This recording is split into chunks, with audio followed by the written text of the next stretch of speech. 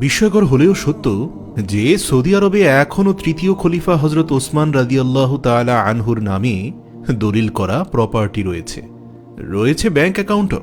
অবাক হচ্ছেন? আরও মজার বিষয় হল, মাস ফুরালে এখনও তার নামেই আসে গ্যাস ও বিদ্যুতের বিল। সম্প্রতি শুরু হয়েছে ওসমান রাদিয়াল্লাহু তাআলা আনহুর মালিকানাধীন বিলাসবহুল হোটেল নির্মাণের কাজ।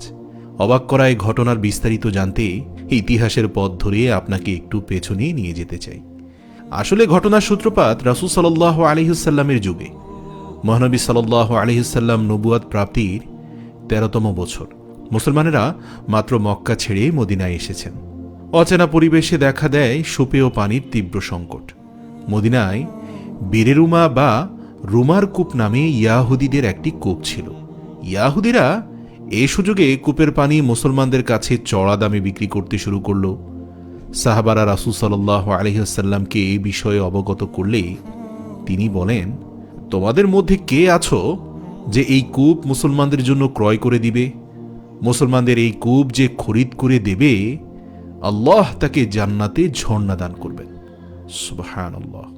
রাসূল সাল্লাল্লাহু আলাইহি ওয়াসাল্লামের কথায় হযরত ওসমান রাদিয়াল্লাহু ইয়াহুদীদের কাছে এই কূপ ক্রয়ের ইচ্ছা প্রকাশ করলেন।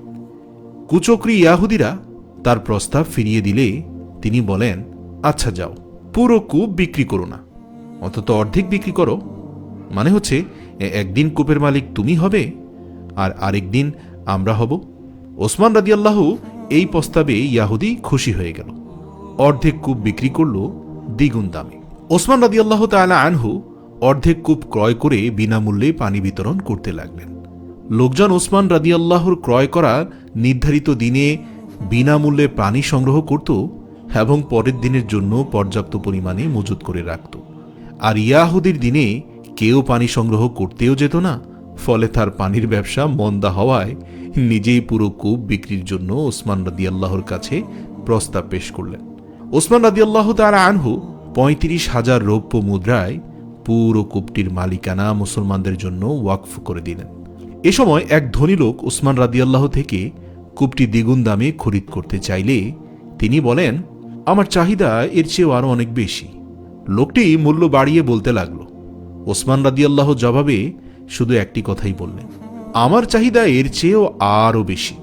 শেষে ধনী লোকটি বলল, এমন কেউ কি আছে যে আপনাকে কূপটির মূল্য ১০ গুণ বলেছে? ওসমান রাদিয়াল্লাহু জবাবে বললেন, আমার আল্লাহ আমাকে প্রতি নেকিতে ১০ গুণ বাড়িয়ে দেওয়ার কথা বলেছেন।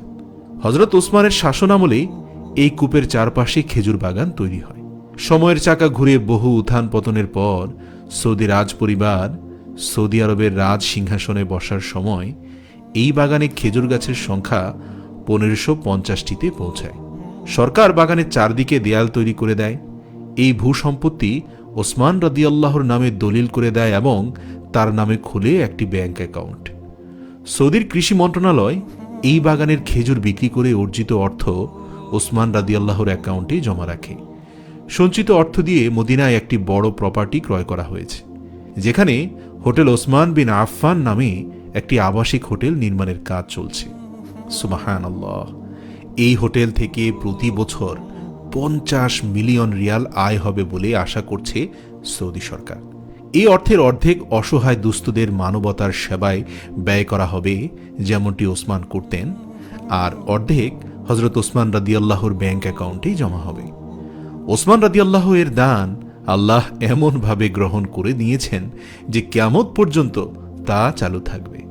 তাই পৃথিবীর বুকে একমাত্র সাহাবী ওসমান রাদিয়াল্লাহু তাআলা আনহু, যার ব্যাংক অ্যাকাউন্ট আজ পর্যন্ত সচল আছে। আর ওসমান রাদিয়াল্লাহু তাআলা আনহুর আখেরাতের অ্যাকাউন্টে তো সওয়াব জমাই হচ্ছে, দুনিয়ার অ্যাকাউন্টের ব্যালেন্সও ফুরাবার নয়। সুবহানাল্লাহ। মনে রাখবেন, আমরা শুধু গল্প শোনাচ্ছি না, আলোর পথ দেখাচ্ছি। আলোর পথের একটি ভিডিও শেয়ার করার মানে হচ্ছে আপনিও আলোর পথ দেখাচ্ছেন।